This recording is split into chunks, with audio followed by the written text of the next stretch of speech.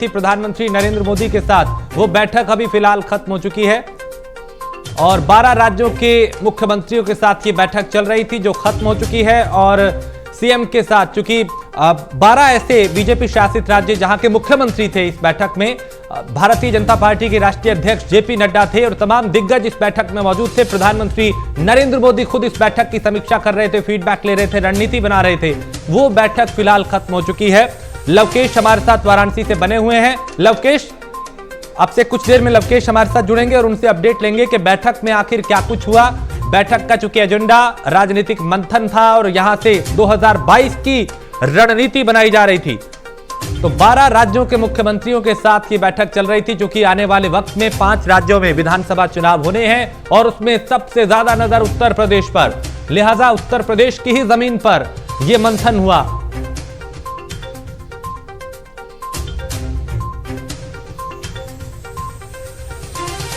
तो वाराणसी से लवकेश पांडे हमारे साथ एक बार फिर जुड़ चुके हैं। लवकेश, बैठक खत्म हो चुकी है, क्या कुछ अपडेट? चूंकि अभी हम देख रहे थे आपकी, जब आप स्क्रीन पे थे तो हलचल वहां पे दिखाई दे रही थी। बैठक खत्म हो चुकी है, क्या अपडेट?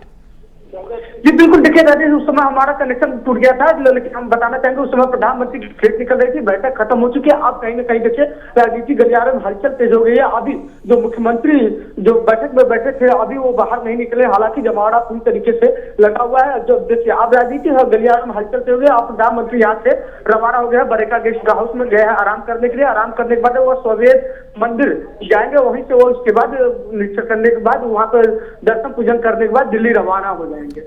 लवकेश, जाहिर सी बात है जब बैठक होती है तो उसके बाद जब बाहर जो मुख्यमंत्री हैं वो निकलने गए तो अपनी प्रतिक्रियाएं देंगे कि बैठक का एजेंडा क्या था, क्या कुछ हुआ। क्या अभी कुछ इस तरह की प्रतिक्रियाएं आने लगी हैं? अभी देखिए आप लोग सब लोग गेट पे ही मौजूद हैं।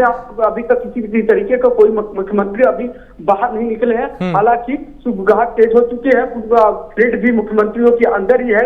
अगर जैसे ही वो आते हैं किस तरीके के गृह मंथन चढ़ा, मंथनों के दौर में क्या प्रधानमंत्री ने कहा, क्या डायरेक्शन दिया, किस तरीके से 2022 को फतह किया जाए, अब बैक टू बैक जो विधानसभा चुनाव किस तरीके की रणनीतियां तैयार की गई है, वो सब बाहर निकलने के बाद ही पता चल पाएंगे। ठीक, और आगे क्या रणनीति रहने वाली है लवकेश? क्या ये जो 12 राज्यों के मुख्यमंत्री हैं अभी यहीं पे इनका मंथन चलेगा या फिर आगे कुछ और कार्यक्रम भी है राजनीतिक इनके? जी बिल्कुल, देखिए अभी जिस तरीके से बात की जाए, जिस तरीके से मुख्यमंत्री योगी आदित्यनाथ तो पीएम मोदी के साथ ही निकल गए हैं और जो मुख्यमंत्री यहाँ पे बचे हुए हैं उनका कार्यक्रम हुआ है कि वो 4 बजे करीब विश्वनाथ मंदिर पर जाएंगे, दर्शन पूजन करेंगे और देखेंगे कि किस तरीके से डेवलपमेंट हुआ है और किस तरीके से वहाँ पे विकास हुआ है। तो यानी कि धर्म और आस्था को जोड़ते हुए और पूरी तरीके से उसका ख्याल रखते हुए। चलिए, बहुत शुक्रिया लवकेश इस तमाम जानकारी के लिए। आप नजर बनाए रखिए, फिर आपसे अपडेट लेंगे। फिलहाल शुक्रिया इस जानकारी के लिए।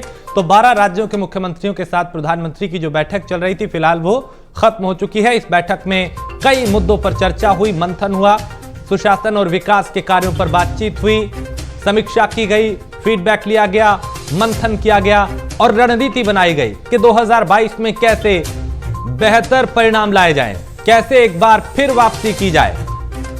तो काशी की धरती से कई संदेश देने की कोशिश की जा रही है, क्योंकि यहां का राजनीतिक, आध्यात्मिक, धार्मिक और सांस्कृतिक महत्व और यहां से हर तरह का संदेश देने की कोशिश यहां से की गई। और बीजेपी शासित प्रदेशों के मुख्यमंत्रियों का कल अयोध्या का दौरा है। कल